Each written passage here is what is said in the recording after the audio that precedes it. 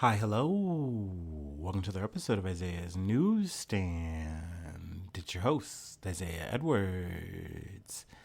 The date is August the 9th, 2024.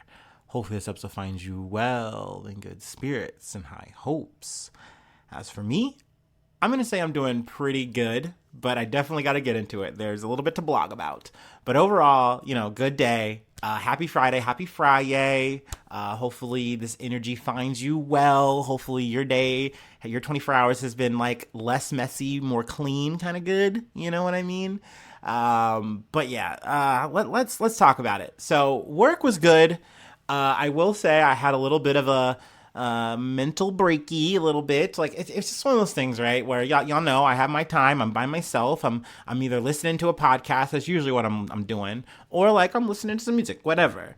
And new song by an artist I like, Keshi, came out, and I don't know. I listened to it and then I listened to it like again and listening to it again, like no music video, just listening to the song, just like put me in a place. And I was like, oh, I'm getting emotional. I'm supposed to be crushing trash right now. And so that was a thing. But like overall, today was good. It was solid. There was nothing to complain about. We had a solid ass day. Let's run it back 24. Because like I said, I really want to talk about it because it's very a funny kind of balance that's been taking place here for me. After I do the episode, I go on my walk, and I'm just doing my thing. I'm walking. I'm actually listening to a podcast, whatever. And in this situation, I guess I'm kind of lucky that I had one ear open. But also, like, do you ever have that thing, your spider sense tingle or whatever, when you're walking or whatever, and you can kind of feel like either someone's watching you, but especially if it's like there's a car and a car just doesn't move the way it should be moving on a street, and you kind of get freaked out, right? Like that was me when this like black minivan. This black minivan comes and starts pulling up to me, like, and I'm like, okay, maybe they're parking. Isaiah, don't freak out, don't be anxious. And but then they go, hey, and I'm like, huh? And so I look in, and he goes, hey, buddy, you've been doing a good job. I've been seeing you. And I'm like, what? And I'm processing. He's like, oh, and I realize he's seen me walk every day down the street, and he's just like, yeah, man, you've been doing a really good job. I just wanted to tell you that. And like that melted my heart. It made me feel so good. And I didn't know what to say. I was so like stupefied by that. I just gave him a thumbs up. He gave me one back. And then like I could tell he wanted to add a little bit more since, he was just being nice and maybe this is just a little bit weird. He's just adding more dialogue. And he goes, yeah, I can tell that the weight's just melting off you. And once again, this is just a guy, you know what I mean? At first glance, I would never expect a guy like this to come up and just give me a compliment. And I just really appreciated that. It was very human. He drove off, nothing weird, didn't sell me any candy or anything like that, So that was very wholesome. And I was like, wow, that's sweet. Smash cut to right before I'm going on, I had shared a meme about Tim Walz or whatever. And essentially this winds up spiraling into one of my mutuals just completely coming out of the woodwork, like calling people groomers and stuff. And I'm like, oh my God, I can't believe I'm about to have to defend trans rights right now. Like I try really hard to weed my list of people like this, fucking period. You know what I mean? But I'm also like a public page. So I know people are going to come through. I usually can laugh at that. There's a certain kind of detachment, but it sucks when you see someone and this is, and I should say here, this is a mutual I know only via I've seen them play the game I play, and they play it at a higher level than I play it. So like that's cool. That's why I fuck with that person. Oh, that's cool. That person followed me on Facebook, and years pass, and now they're coming out being this way and worrying about what's in people's pants apparently. And I'm like, I don't know what to do here. And I just try to be nice. I don't want to argue. I really don't, especially in these kind of situations. I think I play with people when I know you're a stranger maybe, but usually I don't want the static. It's just not worth it. It really arcs me up. We've already talked about my goddamn anxiety, right? So I try to keep it brief. I was really happy. And I love this about my Facebook like friend group, whatever you want to call it, my social network, but motherfuckers will hop in. I'll at least get one or two people being like, "What the fuck are you talking about, bro?" Like, because usually if it really does bother me, I just delete the person, I block the person. In this situation, I unfriended, unfollowed, and it's like, but no, you can stay on because I want you to see this shit, and I want you to kind of, I guess say some shit back, and they did, but essentially it just developed into a and I'm like, dude, I'm not having this conversation. We're not fighting in the marketplace of ideals here. Just get fucked, dude. So that's unfortunate. You know what I mean? It sucks when you're like, and that's another thing too. Like, I would love to just like put this in like, this is just a conservative hog, yada yada yada. But no, I think this is just a guy who like has multiple anti-beliefs, and he just kind of throws that shit around however, whenever he wants. And it's like, I mean, do you, whatever. But like, once again, it's just really weird when people come on my page and just start acting funny, acting weird. But I mean, hey, that's their prerogative, and that's why I do have that button. I just boop, and just get rid of them. But anyway, that's me being personal. That's me blogging it out. I knew that I was gonna have to talk about this shit, just get it off my chest. And sorry if that affects the work. Sorry if that affects the project right here. You know what I mean? But let's go ahead and do our startup, and let's get into some news.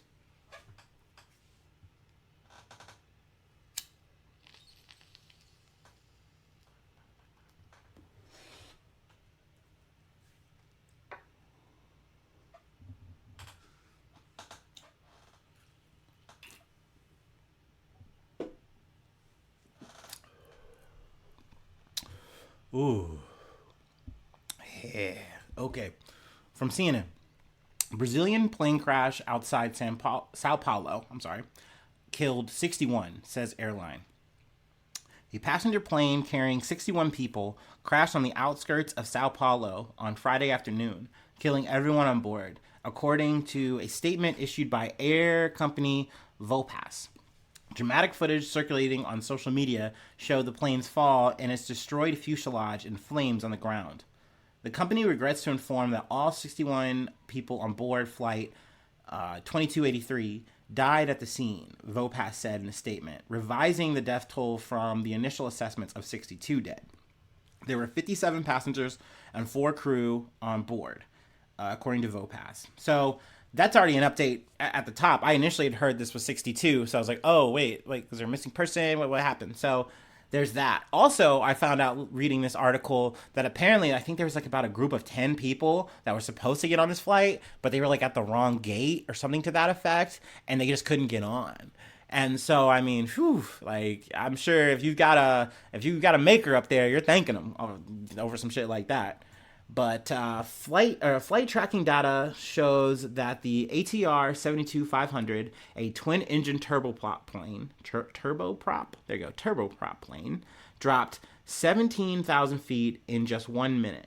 But it is not yet clear why. There is still no confirmation of how the accident occurred or the current situation of the people on board, according to a statement by airline Vopas. Let's see here. The flight left Cascavel in the Brazilian state of Paraná. I'm sure I'm getting all of these wrong, and was en route to Guarulhos in Sao Paulo state when it lost signal shortly before 1:30 p.m. local time, according to Flight Radar 24 data. Also, I believe they did get the black box, so I do imagine that we'll be getting more information about like what caused it. But it began losing altitude a minute and a half before crashing. The plane had been cruising at 17,000 feet until 1:21 p.m. local time, when it dropped approximately 250 feet in 10 seconds, then climbed approximately 400 feet in about 8 seconds. 8 seconds later, it lost just under 2,000 feet. Then, in approximately 1 minute, it began rapidly descending, roughly 17,000 feet in just 1 minute. The last data transmission from the plane was at 1:22 p.m. local time. Authorities have found the black box at the crash site. Sao Paulo Security Secretary Guilherme, that's crazy. I've seen that name, but I've never really said it out loud. Derete said at a press conference, a medical team is on site and working to identify the victims. Many of the victims' remains are too badly burned for visual identification. So that is very unfortunate. That is very sad. I do think that's where we're going to leave the story here, though. I will definitely keep you posted on any more updates. But let's move on to a story. I'm not going to lie, I've been kind of dragging it. It's very sad. It's a very unfortunate story, and it's often one of those stories where I feel like it's way out of my depth, but like I haven't heard much of it outside of just like seeing it in like maybe one or two articles, BBC, chirped in my ear about it, put me on. So I was like, let me talk about it. At least just do the best I can. From The Guardian. Coast Guard Academy ignored decades. Coast Guard Academy ignored decades of sexual assault, U.S. Senate report says. More than 80 whistleblowers have testified that leaders at the Coast Guard Academy ignored decades of systematic sexual assault and harassment, in a new report released by a powerful government committee Wednesday. The U.S. Senate's Homeland Security and Government Affairs Subcommittee on Investigations said sexual assault and harassment have been fleet-wide problems for the federal agency, impacting enlisted members and officers just as pervasively as cadets. The report said, for far too long, Coast Guard survivors have felt unheard and unseen. They have been brushed aside and silenced. Across its 48 pages, the report details how the Academy fostered a culture that was highly skeptical of incidents being reported, silenced victims, and enabled abuse. I want to read at least just one story real quick, and then I think we're going to just kind of cycle ahead a bit. A whistleblower who had been with the Coast Guard for more than 25 years told the subcommittee that she experienced multiple incidents of sexual harassment and assault at the Academy in the 1990s, but did not report the abuse because I would not be taken seriously. I saw how women who did come forward were treated. They would be blamed for causing their assault, punished for consuming alcohol or other infractions that paled in comparison to the crimes committed against them, or victims wouldn't be believed that they were assaulted in the first place, she said. So essentially a lot of victim blaming. Then, not to mention that there'd be a literal social blowback amongst your peers where rumors get spread, it gets put back on you, and then literally it becomes a us versus you situation when literally you're a person who is being assaulted, who's being harassed. So that's crazy that for decades this goes on and nothing is really done about it. I say crazy, but I'm sure that if I did one of those like guy on the street surveys, the average woman would say, no, it's not crazy. Like that is the average fucking experience, and it's fucked up and it should change. And it's sad that there's just not change here, despite constantly people coming up and having to like make these kind of statements, go out of their way, endure this kind of abuse on top of the abuse. Let's see here. The investigation, dubbed Operation Fouled Anchor, was initiated in 2014 after a Coast Guard officer told her supervisors that she was raped by an upperclassman in 1997 while at the academy. The investigation looked at cases that occurred between 1990 and 2006. The academy ultimately found 63 potential victims and 43 alleged perpetrators.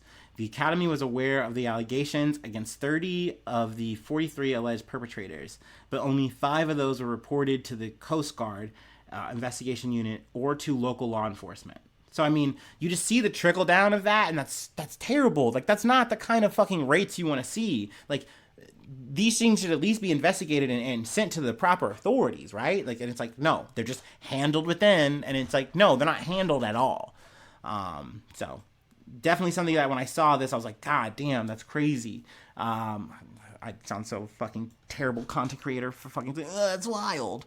But it's fucked up, man. I feel like sometimes I'm looking at this shit and it's like a goddamn Seven movie over and over and over again. It's like, why are we like this? Like, why are humans like this? Like, why men, dude? Yeah, I know it's fucked. Ugh. Although the Coast Guard wrapped up its final investigation in 2020, it was hidden from the public until the summer of 2023, when CNN reported on its existence. Upon its release to the public, Coast Guard leaders apologized to the agency's workforce and assault survivors. In 2023, the agency conducted a 90-day accountability and transparency review in response to the investigation's existence being made public. The report urges the Coast Guard to properly hold accountable both individual perpetrators and the leadership that covered up their wrongdoing. The culture will not change until the Coast Guard makes clear that sexual assault and harassment will not be tolerated. So yeah, I mean, just wanted to talk about that, put it on the, I don't want to say put it on the map. Obviously, I'm a small bean podcast or whatever, but, at least say we discussed it. But let's go ahead and take it to the stars. Starliner news update from USA Today. Could Starliner astronauts return on a different craft? NASA eyes 2025 plan with SpaceX. So, if you're kind of keen on, what we've been talking about, I mean, we haven't talked about this recently, really, but, we've talked about it before, and last I left it, we were thinking maybe in July, maybe they'll come back, but, that definitely was a big question mark, or you can say maybe multiple question marks, whatever quantity you like to use there. But it's now looking like we're talking about alternative options at this point. But also something I want to talk about too, a little bit of an aside here, but we talked about social media up top. I feel like it's kind of nice to talk about it again, I guess. But it was crazy because I saw some people talking about this shit maybe about a week or so ago, like last week. And I don't want to say it's misinformation-y because I get it. As a person who's doing a news podcast, I make a lot of mistakes myself. And I'm really grateful for the audience for not really ragging on me too much about that. But obviously I do want to say, hey, if there's ever a correction that let me know. Put it in the comments, whatever. I will definitely try to put a retraction somewhere, correction somewhere. But back to social media, because it's crazy how a post can just spread like wildfire saying, hey, there's astronauts that are trapped up at the space station. And it's like, no, they're not trapped. They're not stuck. Don't get me wrong. They're in a bit of a wicket here. It's kind of sticky, sure. But as we know it, as it is reported, they can get back. They just might not be able to get back on the Starliner. And it's sure as shit not a few day mission as it was supposed to be. Yeah, it was supposed to be, I think, a week long. And now it's looking like it's going to go into 2025 in February where they might be getting back. So it's more like, hey guys, let's wait to say they're stuck because they're not quite that. You know what I mean? They're okay. Everything's okay. Things are accounted for there. Everything's fine, let's not ring the alarm. But it was just crazy because I remember seeing this and I'm like, dude, I talked about this on my podcast and it's crazy to see people just saying that it's this when it's not that. But it was also cool, kind of adding to the social media part, to see people say, hey, I'm actually intelligent. I'm going to share what exactly is happening here. And I really appreciated that. So that one I shared. That one I reacted to positively. So hell yeah to that. We'd love to see that part. But yeah, just maybe double check. Just do a little bit more research. Sometimes it doesn't hurt. I'm being a hypocrite, of course. I'm telling that to myself. I'm telling that to the mirror. I'm trying, man. But at least I'm trying. And you know what? Sometimes I bleed. And I tell you, I'm bleeding. Anyway, let's continue. I just kind of ran and riffed in here. The Boeing Starliner crew, who have been in orbit for more than 60 days, could have months yet before they can return to Earth. And when they do, it might not even be on the Starliner capsule that in June initially brought them to the International Space Station for what was meant to be a week-long stay. If the Starliner is ultimately deemed unsafe, NASA astronauts Barry Butch Wilmore and Sunita Suni Williams may instead come home in February aboard a SpaceX vehicle, NASA officials announced at a Wednesday news conference. While no decisions have yet been made, the agency indicated that multiple plans exist to get the veteran astronauts back to Earth, including having them hitch a ride on a Russian Soyuz craft. So, like I said, we've talked about this before. Obviously, this article's here if you want to get the full details. If you're not too hip to it, I know if I was a better podcaster, I'd give you the full rundown yet again. But just wanted to give a bit of an update that they are okay. It's just definitely looking a lot longer. And this is me putting a speculation hat on. Obviously, these aren't the facts. But I kind of feel like this wouldn't be coming to light this way. They wouldn't be kind of making these kind of statements if it didn't seem like, hey, like maybe this leak is pretty bad, the hydrogen leak that's on this fucking Starliner. Maybe it's, and I'm sure maybe it's operable, but like there's a percentage of failure, and maybe that percentage of failure is high enough where you go, we shouldn't risk people's lives because that would be terrible, right? Let's just have them go down another way. And like I said, maybe it's just them saying, hey, no, we're still running more tests to see if it's safe enough. Maybe it's still that. We don't know. I'm patiently waiting, but I'm glad that overall these guys are all right. They're just doing space science stuff right now, and things are cool. So there's that. And if I hear any different, from a reputable source, I'll run it back. Y'all know I'll circle the block.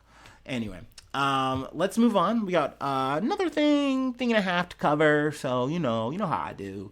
Sometimes I'm doing 4. Next thing you know, it's 5. Pa-pow. Pa-pow. Jesus. Oh, God. Anyway, from Reuters. Bluey coins worth... Get this out of the way. Sorry. 400,000... sorry. I got a little thing in the way here. Let me maybe reset. No? Sorry, technical difficulties. Bear with me here. Okay. Blue coins worth $400,000 stolen by Australian warehouse worker, police say. An Australian man is set to appear in court on Wednesday after being arrested for the alleged theft of more than an Australian $600. I think that's how you say it out loud. It's my first time saying it, but or 393,000 USD worth of commemorative coins linked to the popular children's television show Bluey, police said. Now, have you heard of Bluey? Bluey is a pretty interesting show. I was put onto it via a friend who has children, and I remember watching a few episodes, and my takeaway from it was like, oh, wow, this is like Adventure Time, like for the kids. Not that Adventure Time wasn't for the kids, but it just had that same kind of parallel, but like you could definitely tell it was like scaled down just a little bit more for kids, like the message is a little bit more obvious or whatever, but it's still very funny, and there's still like enough cheeky humor. Like I don't think it's like bad or anything like that, but it's just cheeky, it's funny, it's clever. And it's something that the kids are laughing and they're engaged, but also I feel like as a parent, you're probably enjoying this shit. At least that was my takeaway from it. So I was like, okay, I fuck with Bluey. Bluey's cool. Is it Blue? Is it Blue's Clues? Nah, I wouldn't say that. But I mean, hey, maybe it's Blue's Clues for the youth today. I don't know. Gosh, it's so weird. Another aside. It's so weird being 33 and like I'm officially at that age where like I see my friends or I make friends and then they like have kids or whatever, and it's like now these kids are like growing like little sea monkey weeds and they just grow so fast. Like it's so weird. It's so weird. And I know it's like, well, duh, dude, that's just how humans work. But it's like, yeah, man, but I feel like I've just taken myself out of this conversation just being a single guy, no children, like it just becomes like a weird affair going on over there. Like what? Like it's just like next thing you know, like I see the kid in a picture or something. It's like, wow, like now they're in school. Like I thought that kid was just eating Gerber food. And it's like, yeah, dude, years have passed. That's how that works. It's like, yeah, crazy. Sorry. Anyway, back to Bluey. The 47-year-old is accused of stealing 63,000 unreleased limited edition Australian dollar coins from a secure warehouse in the Sydney suburb of Wetherill Park in June, according to Strike Force Bandit, a special unit police set up to investigate the theft. I'm sorry, I just had to put that in the title because that's so cool. I love when they do these kind of things, and I forget what they're called. I think they're called badge tokens or something like that. But badge coins, that's what they're called. Yeah, like they're usually like crazy things. Like, hey, you're part of this team, and you guys took down some like cocaine cartel, and like you guys are badass, and like you get this little patch. I don't know. I want to see a patch, and it's like fucking Bandit, which I believe is the dad. I think it's Bluey's dad, with like just a fucking rifle or some shit, like just firing off like he's Rambo. I don't know. That they should make that for this police squad, because I mean, hey, that's better than some of the fucking badge coins I've seen for the fucked up shit they've done. But at least you can make a goddamn cool Bandit like badge coin. That'd be cool. Maybe do that. Doesn't balance the scale, but would be kind of cool. Anyway, one of the last year's most streamed television shows in the United States, the Australian animated show targeted at children, is widely loved by adults too, and is the 14th highest rated show of all time, movie tracker website IMDb showed. Whatever. I read that wrong. Who cares? The coins produced by the Australian Mint, fucking Mint, are legal tender and resemble regular Australian dollar coins, albeit one face featuring the anthropomorphic canine character Bluey. Police say they are selling online for 10 times their face value. So there you go. That's a pretty penny, or dollar coin. That's also weird. I'm not used to like dollar coins. That feels very old world to me as an American. But I mean, hey, if it spends, it spends. Who gives a shit? I hate coin money. I hate it. I hate coin money. It's just like I literally keep a jar of coins, and I only use quarters for my laundry. I don't know. I'm yapping a lot. I'm sorry. A similar run of special commemorative coins sell for 20 Australian dollars each on the Mint's website. Coins designed to be collector's items only and not legal tender. One eBay seller was charging almost 600 Australian dollars for a pack of 3. Dude, that's crazy, dude. So a 3-pack of these things running you back $600 for the vibes. And this dude was like, yeah, it's thieving time. It's heisting time. So, I mean, hey, I'm glad that they got this guy. Police say the man worked at the warehouse where the coins are being stored for 2 days on their way to Brisbane. Brisbane? I think I said that right. They alleged he stole the coins, which weighed 500 kilograms, or 1,102 pounds, from the back of a truck with the help of 2 male accomplices. The coins were then sold online within minutes. They sold like hotcakes. A raid on a Sydney house in June recovered 189 coins, but DeLuise, I thought that was a place for a second, my bad, said the vast bulk of coins are already in circulation. So, damn, there's in the market, it's too late. We lost them. Those who have received one do not need to surrender it to the police. Like, hey, it's fair game, dude. That's just in the market now, dog. Damn. So yeah, I mean, that's where I wanted to close it out for the day. That was supposed to be the last story. But before I went on, I got some cool Olympic news. And, you know, I've been keeping you posted a little bit here and there. Also, apparently, this is a bit of an aside on the side. I can't stop myself today. But apparently a bit of a COVID situation, a bit. Speaking of Australia, not to say that they spreaded it, but at least from what I heard, I think listening to Start Here, I think they said one person from Australia initially kind of potentially came with it or got it like early, and then like it's the next thing you know, like I think like a good chunk of the water polo team got it, and then like fast forward, Noah Lyles, who's been crushing it, let's go, woo, America, you know, running it. Also, he's super cool because he like does a bunch of like Yu-Gi-Oh references and stuff, which I think is very fun.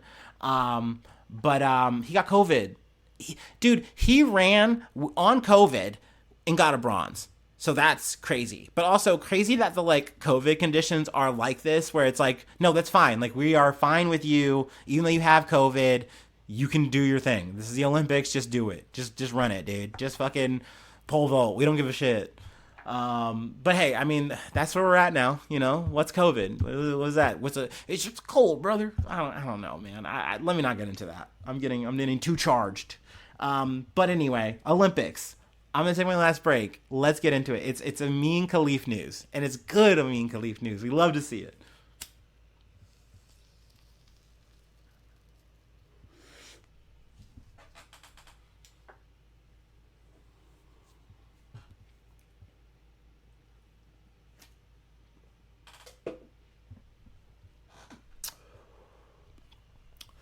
Whew.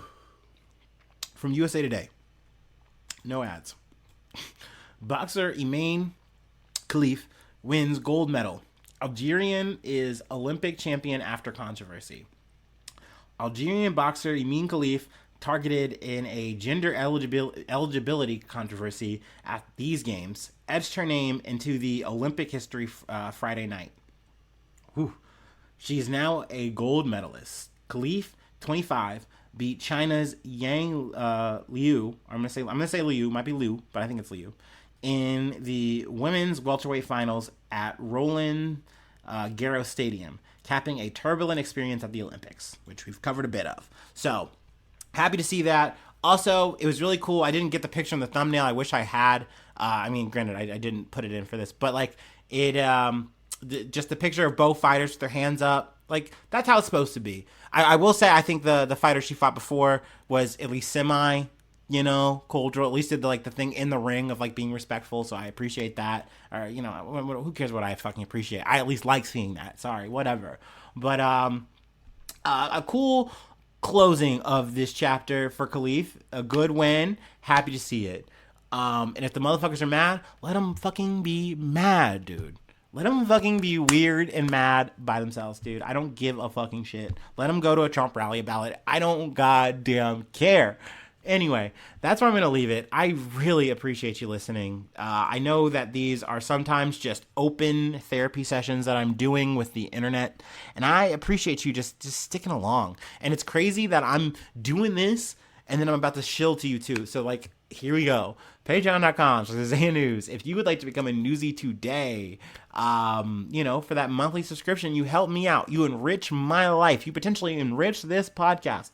And you get your shout out once a month. I plug a project if you like. I know I'm not very popular, but sometimes I have like a big episode on YouTube. Hey, maybe I say big, whatever. A couple hundred people, they see it, whatever. Maybe that's on the episode where I shout you out. Wouldn't that be crazy? No, whatever. It's just for fun. It's a tip jar. It is what it is. If you don't, that's okay. I really, like I said, appreciate you for just listening to me try to sort out some news in my life.